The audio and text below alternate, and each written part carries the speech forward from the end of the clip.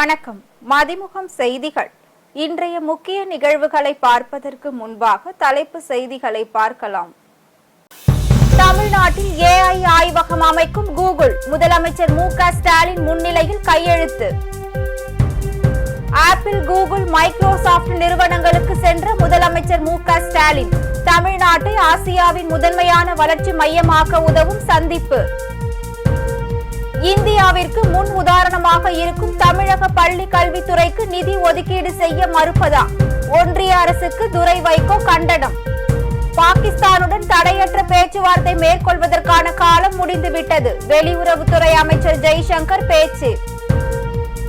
தெலுங்கு திரையுலக பாலியல் தொல்லை அறிக்கையை வெளியிடுங்கள், நடிகை சமந்தா வலியுறுத்தல். அமெரிக்க நாட்டின் கலிபோர்னியாவில் அமைந்துள்ள கூகுள் நிறுவனத்துடன் AI ஆய்வகங்கள் அமைப்பதற்கான புரிந்துணர்வு ஒப்பந்தமும் மேற்கொள்ளப்பட்டதாக தமிழ்நாடு அரசு சார்பில் அறிவிக்கப்பட்டுள்ளது. தமிழ்நாட்டிற்கு தொழில் முதலீடுகளை ஈர்ப்பதற்காக அரசுமுறை பயணமாக அமெரிக்கா சென்றுள்ள தமிழ்நாடு முதலமைச்சர் முன்னிலையில் கூகுள் நிறுவனமும் தமிழ்நாடு தொழில் வழிகாட்டி நிறுவனமும் இணைந்து தமிழ்நாட்டில் செயற்கை நுண்ணறிவு ஆய்வகங்களை நிறுவுவது குறித்த புரிந்துணர்வு ஒப்பந்தம் மேற்கொள்ளப்பட்டது.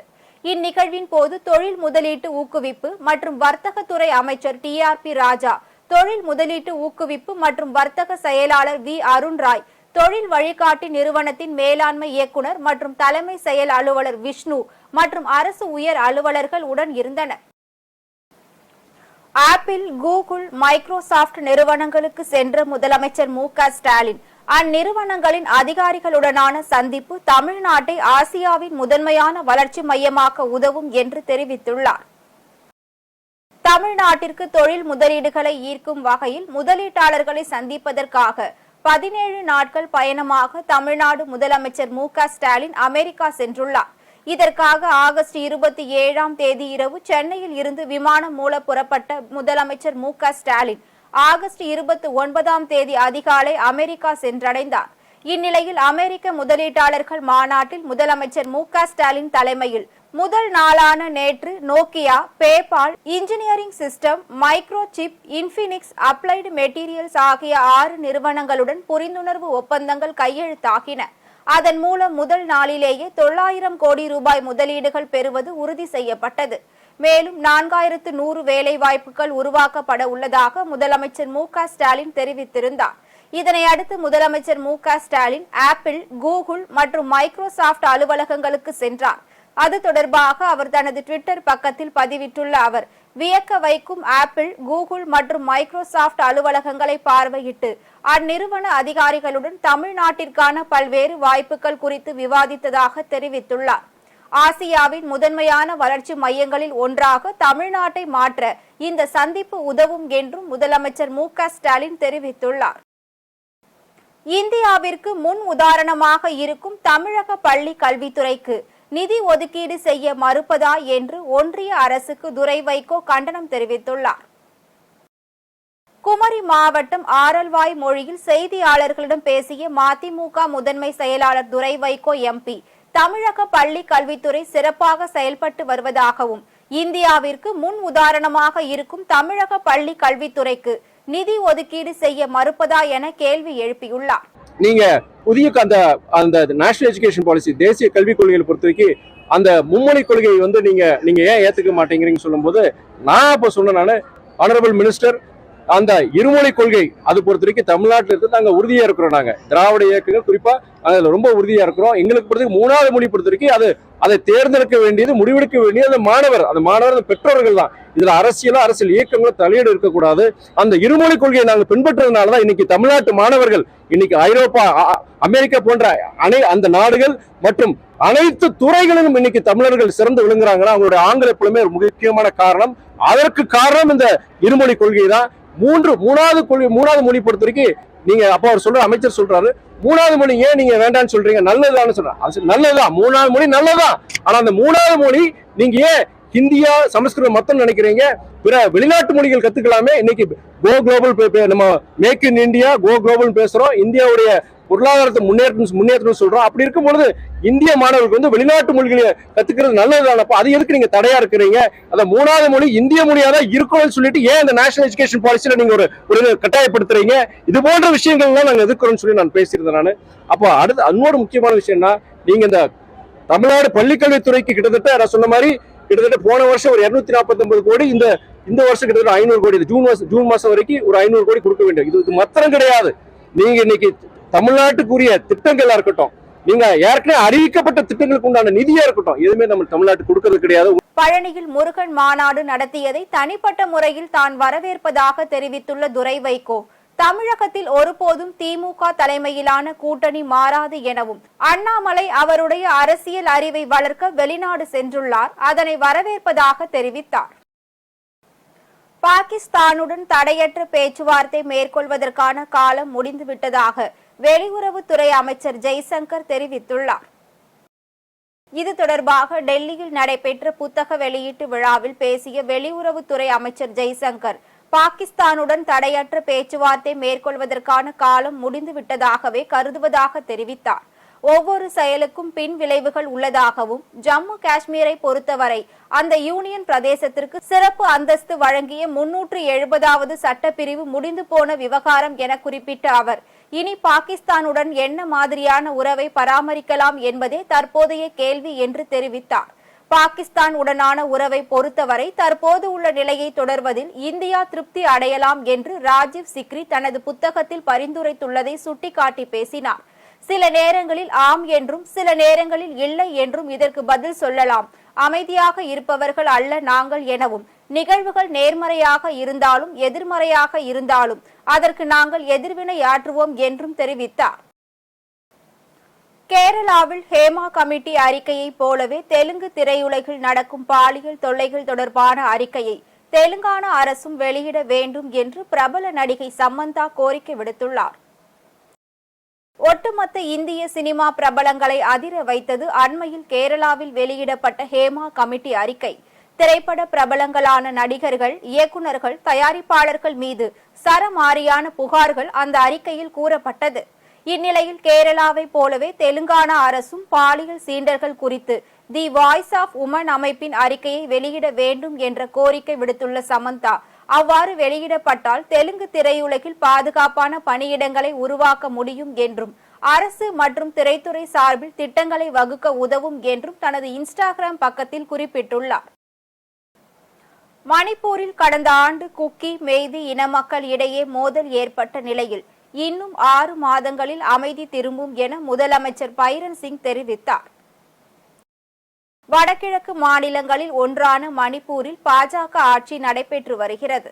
முதலமைச்சராக பைரன் சிங் உள்ளார். கடந்த ஆண்டு மணிப்பூரில் குக்கி மற்றும் மெய்தி இன மக்களிடையே மோதல் ஏற்பட்டது. இந்த மோதலில் ஏராளமானோர் உயிரிழந்தனர். இந்த பிரச்சினை தற்போது தணிந்திருந்தாலும் அவ்வப்போது சிறு கலவரங்கள் வெடிக்கின்றன. இதனால் மணிப்பூரில் தொடர்ந்து பதற்றமான சூழலே நிலவுகிறது. இந்நிலையில் மணிப்பூர் மாநிலத்தில் விரைவில் அமைதி திரும்பும் என்று பைரன் சிங் தெரிவித்துள்ளார். இது தொடர்பாக பேசிய அவர், மணிப்பூரையும் மாநில மக்களையும் காப்பதுதான் தன் கடமை எனவும், இன்னும் 6 மாதங்களில் மணிப்பூரில் அமைதி திரும்பும் என நம்பிக்கை தெரிவித்தார். ஹரியானாவில் நடைபெறவுள்ள சட்டமன்ற தேர்தலுக்கான வேட்பாளர் பட்டியல் குறித்து பிரதமர் நரேந்திர மோடி ஆலோசனை நடத்தினார். ஹரியானாவில் சட்டமன்ற தேர்தல் அறிவிக்கப்பட்டுள்ள நிலையில் பாஜக மத்திய தேர்தல் குழு டெல்லியில் ஆலோசனை நடத்தியது. இதில் பிரதமர் நரேந்திர மோடி, மத்திய அமைச்சர் அமித்ஷா, பாஜக தேசிய தலைவர் JP நட்டா, ஹரியானா முதலமைச்சர் நயப் சிங் சைனி ஆகியோர் பங்கேற்றனர். இந்த கூட்டத்தில் வேட்பாளர்களின் பெயர்கள் பரிசீலிக்கப்பட்டதாக கூறப்படுகிறது. ஓரிரு நாட்களில் வேட்பாளர்களின் பெயர்கள் இறுதி செய்யப்படும் என்றும் தகவல் வெளியாகியுள்ளது.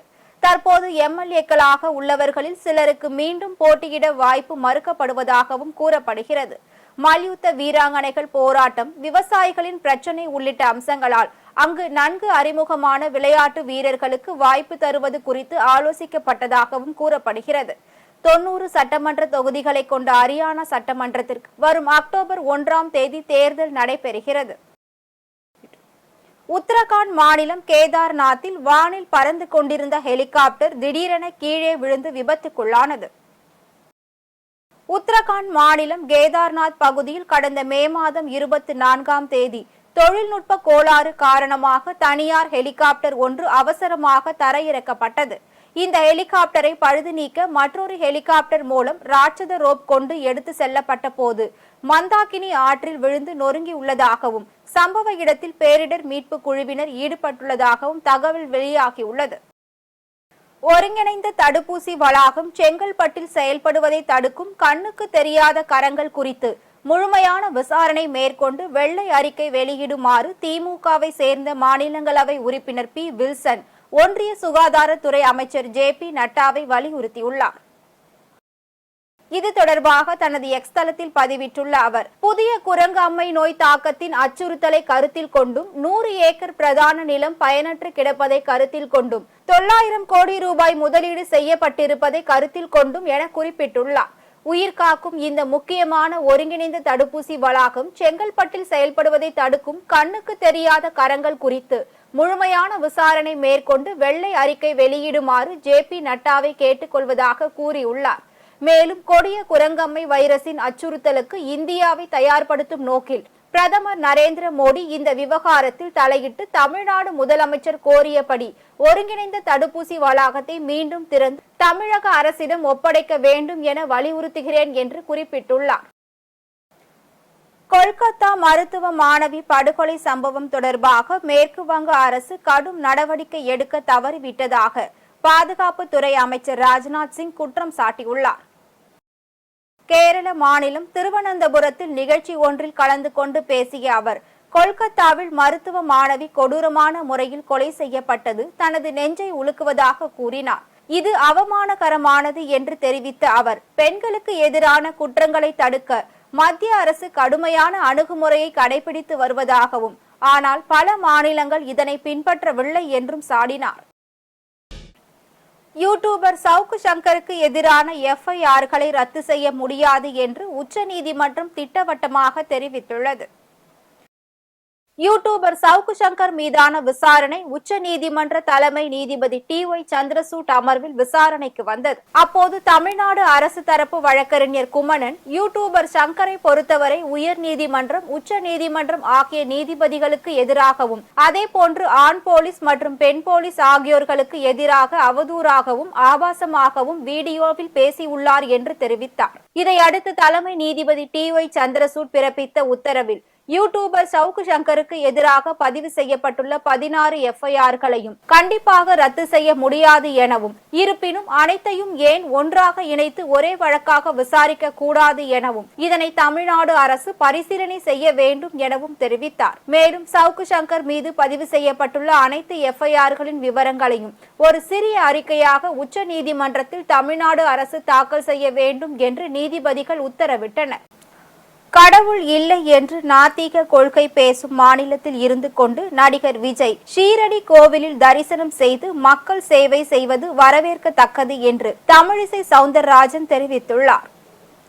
கோவை விமான நிலையத்தில் முன்னாள் ஆளுநரும் பாஜக மூத்த தலைவருமான தமிழிசை சவுந்தரராஜன் செய்தியாளர்களை சந்தித்தார். அப்போது பேசிய அவர், அண்ணாமலை வெளிநாடு செல்வதை அடுத்து கட்சி அமைந்துள்ள நிர்வாக குழு எச். ராஜா அவர்கள் தலைமையில் செயல்பட உள்ளது மகிழ்ச்சி அளிப்பதாக தெரிவித்தார். நான் வரும்போது இன்னொரு தகவலை சொன்னாங்க. தம்பி விஜய் கட்சி ஆரம்பித்திருக்கிறார், இன்னைக்கு ஷிரடி கோயிலுக்கு போயிருக்கிறார் அப்படின்னு ஒரு கேள்வி கேட்டாங்க. நான் சொன்னேன், மக்கள் சேவை மகேசன் சேவை. ஆக மகேசனின் மறுஉருவமாக இருக்கின்ற ஷிரடி கோயிலுக்கு போய் ஒரு கடவுளை நம்புகிற ஒரு முட்டாள் அப்படின்லாம் சொல்லி கொண்டிருந்த ஒரு மாநிலத்தில் ஒரு கடவுள் நம்பிக்கையோடு சென்று போய் தனது கட்சி பணிக்காக அவர் இறைவனை பிரார்த்திக்கிறார் என்றால் அது வரவேற்கத்தக்கது. ஆன்மீகம் இல்லாத அரசியல் எடுபடாது என்பதை நான் ஏற்கனவே இங்கே சொல்லி இருக்கேன். திருப்பத்தூர் மாவட்டம் ஜோலார்பேட்டை அருகே போலி மருத்துவம் பார்த்த மருத்துவரை போலீசார் கைது செய்து சிறையில் அடைத்தனர். திருப்பத்தூர் மாவட்டம் ஜோலார்பேட்டை அடுத்த கட்டேரி பைரவன் வட்டம் பகுதியை சேர்ந்த கோவிந்தசாமி மகன் ராஜேந்திரன் மருத்துவ படிப்பு படிக்காமல் 10ஆம் வகுப்பு வரை மட்டுமே படித்துவிட்டு பல வருடங்களாக அவருடைய வீட்டில் மருத்துவம் பார்த்து வருவதாக திருப்பத்தூர் அரசு மருத்துவமனை முதன்மை மருத்துவ அலுவலருக்கு செந்தில்நாதனுக்கு ரகசிய தகவல் கிடைத்தது. இந்த தகவல் அறிந்து வந்த மருத்துவ முதன்மை அலுவலர் செந்தில்நாதன் தனக்கு உடல்நிலை சரியில்லாதது போல் அவருடைய வீட்டிற்கு சென்று மருத்துவம் பார்த்துள்ளார். அப்போது ரகசியமாக ஜோலார்பேட்டை போலீசாருக்கு தகவல் அளித்ததன் பெயரில் விரைந்து வந்த போலீசார் ராஜேந்திரனை பிடித்தனர். மேலும் இந்த வீட்டில் இருந்து ஊசி, மருந்து மாத்திரைகள் மற்றும் மருத்துவ உபகரணங்கள் கைப்பற்றப்பட்டது. இது குறித்து முதன்மை மருத்துவ அலுவலர் செல்வநாதன் கொடுத்த புகாரின் பேரில் ஜோலார்பேட்டை போலீசார் ராஜேந்திரனை கைது செய்து சிறையில் அடைத்தனர். இவர் ஏற்கனவே 1 வருடங்களுக்கு முன்பு ராஜேந்திரன் இதுபோல் போலியாக மருத்துவம் பார்த்து வந்ததால் கைதானது குறிப்பிடத்தக்கது. பிற மாநிலங்களில் பின்னலாடை துறைக்கு சலுகைகள் வழங்கப்படும் நிலையில் தொழிலை தக்க வைக்க தமிழக அரசும் சலுகைகளை அறிவிக்க வேண்டும் என ஆயத்த ஆடை ஏற்றுமதி மேம்பாட்டு கழக தலைவர் சக்திவேல் கோரிக்கை விடுத்துள்ளார். திருப்பூர் ஏற்றுமதியாளர் சங்கம் மற்றும் ஆயத்த ஆடை ஏற்றுமதி மேம்பாட்டு கழகம் சார்பில் திருப்பூரில் 51வது சர்வதேச பின்னலாடை கண்காட்சி செப்டம்பர் 4ஆம் தேதி துவங்குகிறது. இதனை அடுத்து செய்தியாளர்களை சந்தித்த சக்திவேல் பின்னலாடை துறைக்கு மின்கட்டணம் மற்றும் தொழிலாளர் ஊதிய மானியம் உள்ளிட்டவற்றை அறிவிக்க வேண்டும் என தமிழக அரசுக்கு கோரிக்கை விடுத்தார். பருத்தி என்பது நாங்கள் ஒரு பருத்தி ஆடைகள் ஒரு சேச்சுரேஷன் பாயிண்ட்டுக்கு சென்று விட்டோம். உலக அளவில் 80% செயற்கை இலையிலான ஆடைகளைத்தான் உற்பத்தி செய்து கொண்டிருக்கிறார்கள். 20% தான் பருத்தி ஆடைகள். ஆனால் இந்தியாவை பொறுத்தவரை 80% பருத்தி ஆடைகளும் 20% தான் செயற்கையில் செய்திருக்கிறோம். அதை மாற்ற ஸ்போர்ட்ஸ் வேர் என்பது கண்டிப்பாக நாங்கள் செயற்கை ஆடைகள் தான் செய்ய வேண்டும். அதற்கு 50வது ஃபேரிலே முயற்சி செய்துள்ளோம். இப்பொழுது கொஞ்சமாக அட்லீஸ்ட் திருப்பூரிலிருந்து இந்த 20% 30லிருந்து 40% மாற்ற எல்லாவதையும் முயற்சி எடுத்துள்ளோம். அதற்காக 4 கருத்தரங்கள் நடத்துள்ளோம். அதில் முக்கிய அம்சம் ஆக்டிவ் வேர், ஸ்போர்ட்ஸ் வேர், செயற்கை ஆடைகளால் எப்படி நாம் மாற்றிக்கொள்ள வேண்டும் என்பதுதான். அதற்காக திருப்பூர் ஏற்றுமதி சங்கமும் ஏஐபிசியும் செக்டார்கள் கவுன்சிலும் ஐகேஎஃப்பும் முயற்சி ஏற்றுக்கொண்டிருக்கிறது. திருப்பூர் மாவட்டத்தில் ஊடகம் என ஸ்டிக்கர் ஒட்டிய வாகனங்களை சோதனை செய்து நடவடிக்கை எடுக்க மாநகர காவல் ஆணையர் உத்தரவிட்டார். திருப்பூர் மாநகரில் ஊடகம் ஸ்டிக்கர் ஒட்டிய வாகனங்கள் அதிக அளவில் பயணிப்பதாகவும் இவற்றில் சிலர் போலியாக ஊடகம் என ஸ்டிக்கர் ஒட்டி அதில் சமூக விரோத செயல்களில் ஈடுபட்டு வருவது குறித்த எழுந்த புகாரை தொடர்ந்து மாநகர காவல் ஆணையர் லட்சுமி ஸ்டிக்கர் ஒட்டப்பட்ட வாகனங்களை சோதனை செய்து நடவடிக்கை எடுக்க உத்தரவிட்டார். இதனைத் தொடர்ந்து திருப்பூர் புஷ்பா பேருந்து நிறுத்தம் பகுதியில் வாகன சோதனையில் ஈடுபட்ட போலீசார் ஊடகம் ஸ்டிக்கர் ஒட்டி வந்த வாகனங்களை நிறுத்தி சோதனை செய்தனர். மேலும் உரிய அடையாள அட்டைகள் இல்லாமலும் போலியாகவும் ஸ்டிக்கர் ஒட்டியிருந்த நபர்கள் மீது வழக்கு பதிவு செய்து அவர்கள் ஒட்டியிருந்த ஸ்டிக்கர்களையும் கிழித்தனர். டாஸ்மாக் கடைகளுக்கு 3 நாட்கள் விடுமுறை வழங்க இந்திய தேசிய லீக் கட்சி கோரிக்கை விடுத்துள்ளது. காஷ்மீர் முதல் கன்னியாகுமரி வரை பெண்கள் மற்றும் பெண் பிள்ளைகள் மீதான பாலியல் வன்கொடுமைகளை கண்டித்து இந்திய தேசிய லீக் கட்சி சார்பில் திருப்பூர் சிடிசி கார்னர் பகுதியில் கண்டன ஆர்ப்பாட்டம் நடைபெற்றது. இந்த ஆர்ப்பாட்டத்தின் போது பெண்கள், குழந்தைகள் மீதான பாலியல் தாக்குதலுக்கு கடும் தண்டனை நிறைவேற்றப்பட வேண்டும் எனவும் பல்வேறு தீர்மானங்கள் நிறைவேற்றப்பட்டது. அதில் 3வது தீர்மானத்தில் விநாயகர் சதுர்த்தி அன்று அசம்பாவிதங்களை தவிர்க்கும் விதமாக திருப்பூரில் 3 நாட்களுக்கு டாஸ்மாக் கடைகளுக்கு விடுமுறை அளிக்க வேண்டும் என கோரிக்கை விடுக்கப்பட்டுள்ளது. நாடு முழுக்க நடந்து கொண்டிருக்கக்கூடிய பாலியல் பலாத்காரங்களை கண்டித்து, அதாவது இப்போது கொல்கத்தாவில் பெண் மருத்துவரை பாலியல் பலாத்காரம் செய்து ரொம்ப கொடூரமாக கொலை செய்யப்பட்டார். அதற்கு உண்டான நீதி கேட்டும், மேலும் தேசம் முழுக்க எத்தனையோ பெண்கள் வெளியே சொல்ல முடியாத அளவுக்கு பாலியல் தொல்லைகள் இருக்காங்க. இப்ப கேரளால பாத்தீங்கன்னா நிறைய நடந்துட்டு இருக்கு. அதே மாதிரி கிருஷ்ணகிரியில 11 வயசு குழந்தைகளை கூட்டு போய் பிடி வாதியார் செஞ்சிருக்கான். அதே மாதிரி பாத்தீங்கன்னா நிறைய இடத்துல மும்பையில 2 பெண் குழந்தைகள் எல்கேஜி படிக்கக்கூடிய குழந்தைகளை கூட்டு போய் பலாத்காரம் பண்ணியிருக்காங்க. பெண் குழந்தைகளுக்கு தொடர்ந்து இந்த துன்புறுத்தல் கொடுத்து கொண்டு இருக்கக்கூடிய யாரா இருந்தாலும் அவர்களுக்கு சட்டம் கடுமையாக்கப்படணும். இந்த மத்திய அரசு இஸ்லாமியர்கள் மீது மட்டுமே கண் துடைப்பு நாடகங்களுக்காக சட்டங்கள் இயற்றுகிறது. பெண்களுக்கு உண்டான கடுமையான சட்டம், பாலியல் சம்பந்தமா யார் தவறு செய்தாலும் உடனடியாக மக்கள் மத்தியில் தூக்கிலிட வேண்டும் என்ற நோக்கத்தோடு தான் இந்த கண்டன ஆர்ப்பாட்டம் திருப்பூர் மாவட்டத்தில் நடத்திட்டு இருக்கோம். அடுத்த மாதம் 6ஆம் தேதி ஸ்டார்லைனர் விண்கலம் நபர்கள் இல்லாமல் பூமிக்கு திரும்ப இருப்பதாக நாசா அறிவித்துள்ளது. தொழில்நுட்ப கோளாறை சந்தித்த ஸ்டார்லைனர் விண்கலம் சர்வதேச விண்வெளி மையத்தில் இருந்து எப்போது பூமிக்கு திரும்பும் என்ற கேள்வி எழுந்தது. இந்நிலையில் ஸ்டார்லைனர் விண்கலம் பூமிக்கு திரும்பும் நாள் குறித்து நாசா இன்று அதிகாரப்பூர்வ அறிவிப்பு வெளியிட்டுள்ளது. அதன்படி சர்வதேச விண்வெளி நிலையத்தில் சிக்கியுள்ள யாரையும் ஏற்றாமல் செப்டம்பர் 6ஆம் தேதி மாலை 6:04 மணிக்கு ஸ்டார்லைனர் விண்கலம் பூமியை நோக்கிய பயணத்தை தொடங்கும் என்று நாசா தெரிவித்துள்ளது. சுமார் 6 மணி நேரம் பயணித்து விண்கலம் மறுநாள் 12:03 மணிக்கு பூமியை அடையும் என்று நாசா தகவல் தெரிவித்துள்ளது. மீண்டும் தலைப்பு செய்திகள். தமிழ்நாட்டில் AI ஆய்வகம் அமைக்கும் கூகுள், முதலமைச்சர் மு.க. ஸ்டாலின் முன்னிலையில் கையெழுத்து. ஆப்பிள், கூகுள், மைக்ரோசாப்ட் நிறுவனங்களுக்கு சென்ற முதலமைச்சர் மு.க. ஸ்டாலின் தமிழ்நாட்டை ஆசியாவின் முதன்மையான வளர்ச்சி மையமாக்க உதவும் சந்திப்பு. இந்தியாவிற்கு முன் உதாரணமாக இருக்கும் தமிழக பள்ளி கல்வித்துறைக்கு நிதி ஒதுக்கீடு செய்ய மறுப்பதா? ஒன்றிய அரசுக்கு துரை வைகோ கண்டனம். பாகிஸ்தானுடன் தடையற்ற பேச்சுவார்த்தை மேற்கொள்வதற்கான காலம் முடிந்துவிட்டது. வெளியுறவுத்துறை அமைச்சர் ஜெய்சங்கர் பேச்சு. தெலுங்கு திரையுலக பாலியல் தொல்லை அறிக்கையை வெளியிடுங்கள், நடிகை சமந்தா வலியுறுத்தல். இத்துடன் செய்திகள் நிறைவடைந்தன. மீண்டும் செய்திகள் இரவு 8 மணிக்கு. மேலும் செய்திகளை தெரிந்து கொள்ள மதிமுகம் பிரைம் யூடியூப் தளத்தில் இணைந்திருங்கள்.